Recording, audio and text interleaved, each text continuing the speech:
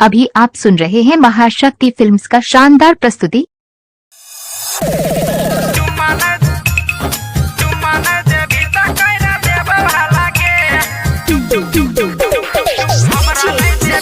आप सुन रहे हैं अवधेश शावाड़ा के आवाज में।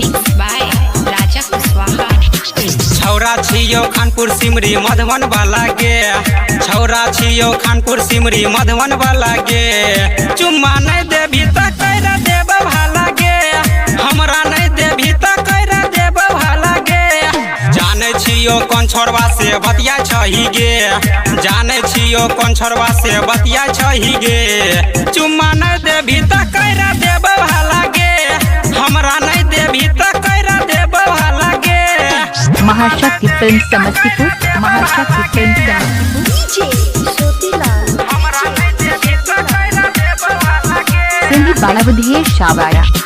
रोजे रोजे छौरी करे जाय छही तू भेट, चुम्मा चाटी करे छही कके मामला सेट।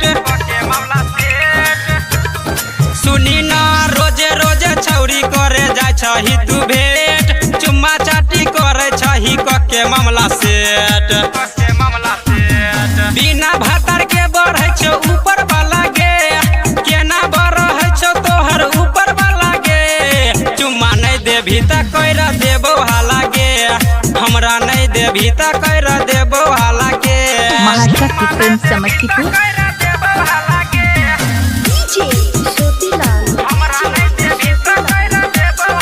सिंधी बालावधेश शावाड़ा। हाँ, नाम छौ यो कर गे है मुनी लाल मुकेश, जाने छौ बात सब गायक अवधेश। सुनी ना नाम छौ यो कर गे है शंकर मुकेश, जाने छौ बात सब गायक अवधेश।